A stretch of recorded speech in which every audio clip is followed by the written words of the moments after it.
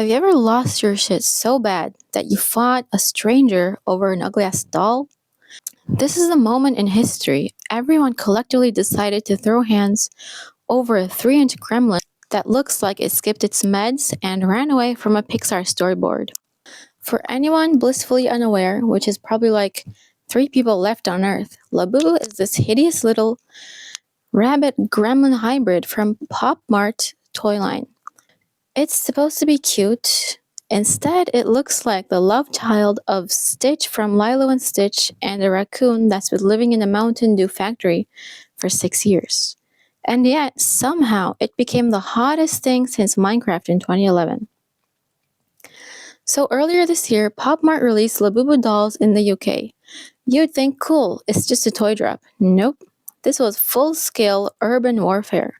People lined up like they were camping outside for Elder Scrolls 6, only to find out Bethesda forgot to make the game.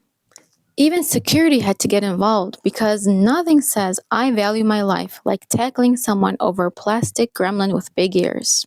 Which is PR speak for we realized this line was one blue shell away from becoming Mario Kart in real life. Now here's where it gets spicy.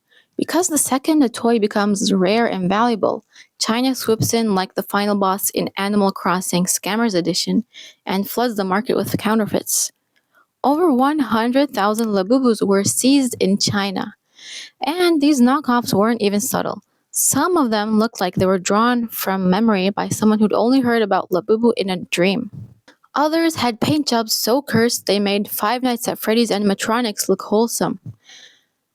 And the best part? These fakes were made from toxic materials. Yeah, no shit, Sherlock. You're telling me you can get a Labubu-shaped dose of lead poisoning for a fraction of the retail price. It's like Pokemon cards, except instead of gotta catch 'em all, it's gotta catch lung cancer. Of course, no viral craze is complete without TikTok turning into a creepypasta. Soon people were posting videos claiming their Labubu dolls moved on their own.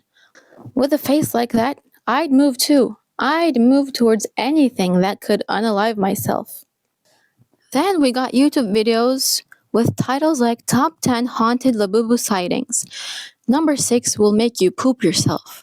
Some people even brought in religious leaders to bless or exorcise their dolls.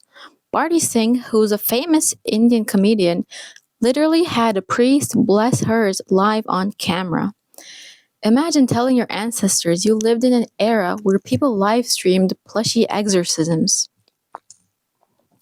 Naturally, some places just said, you know what, screw it, ban the goblin. In Iraq, Labubu dolls got banned for promoting demonic influence. Thousands were confiscated like they were smuggling illicit Pokemon. This is the part where you realize we're living in the DLC of 2020, the point where reality has given up on trying to make sense. We've had toilet paper wars, crypto scams, and now we've got exorcised gremlins getting banned across continents. So why did this escalate faster than a noob trying to PvP in Dark Souls? Here's a perfect storm here. The first is scarcity. Pop Mart makes Labubu rare. It's basically a loot box in physical form. You don't know which one you're getting. And the rare ones make people lose their minds like they just pulled a shiny Pokemon. And another one is the counterfeit problem. Bootlegs flood the market, lowering quality and introducing safety hazards. Also, they look like they were painted by someone who got dizzy halfway through. And the social media chaos. Every single drama or haunting gets amplified. TikTok basically turns it into Paranormal Activity Cute Edition. And number 4, cultural clash. In some places, it's a harmless collectibles. In others, it's seen as a vessel for evil. And the late corporate response. By the time Pop Mart said, hey guys, be careful with bootlegs, people had already been swallowing lead paint flakes for months. The funniest part is this is exactly what marketing executives dream of. A toy so viral it turns into a full-blown societal event. Sure, people might die in the stampede or get haunted by bootleg gremlins, but hey, engagement is engagement.